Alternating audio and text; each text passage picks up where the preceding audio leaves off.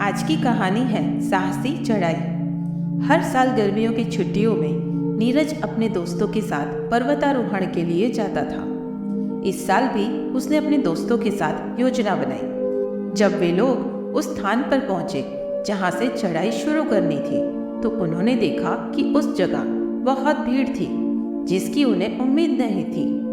नीरज और उसके सभी दोस्तों ने चढ़ना शुरू कर दिया और कुछ ही समय में वो पहाड़ी की चोटी पर पहुंच गए। वहां पहले से ही लोगों का तांता लगा हुआ था। नीरज और उसके दोस्त थोड़ा मायूस हुए क्योंकि उन्हें भीड़ भरी जगह नहीं बल्कि खुली और एकांत जगह पर घूमना था। तभी नीरज ने सामने एक चोटी की ओर इशारा करते हुए कहा, देखो, वहां मुट्ठी भर लोग ही नजर आ रहे हैं, वहां चलते हैं, वहां बहुत मजा आएगा। उस पर उसके एक दोस्त ने कहा, वहां? लेकिन मैंने उस पहाड़ी के बारे में सुना है। उस पहाड़ी का रास्ता बहुत कठिन है और केवल कुछ भाग्यशाली लोग ही वहां पहुंच सकते हैं। उनके बगल में खड़े एक आदमी ने कहा, भाई, अगर वहां जाना इतना आसान होता तो हम सिर्फ यहाँ क्यों आते? लेकिन नीरज ने किसी की बात नहीं सुनी और अकेले ही ऊपर की ओर चलने लगा और 3 घंटे के बाद वह उस पहाड़ी की चोटी पर था। वहां पहुंचने पर वहां पहले से मौजूद लोगों ने उसका स्वागत किया। नीरज भी वहां पहुंचकर खुश था और वह शांति से प्रकृति की सुंदरता का आनंद ले सका। वापस लौटते समय नीरज ने बाकी लोगों से पूछा, एक बात बताओ, मेरी राय में यहाँ तक पहुँचना इतना मुश्किल नहीं था।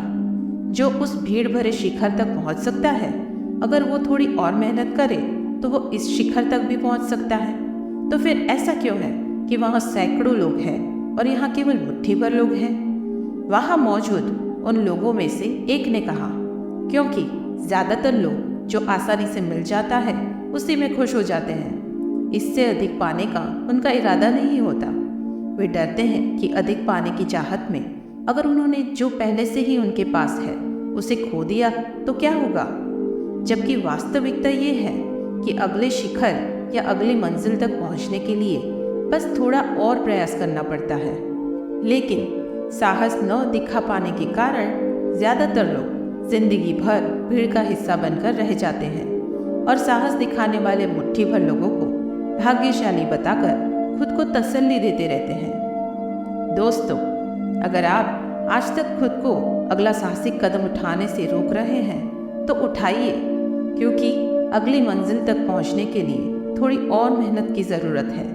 थोड़ा सा और साहस आपको भीड़ से निकालकर उन मुट्ठी भर लोगों में शामिल कर सकता है जिन्हें दुनिया भाग्यशाली कहती है।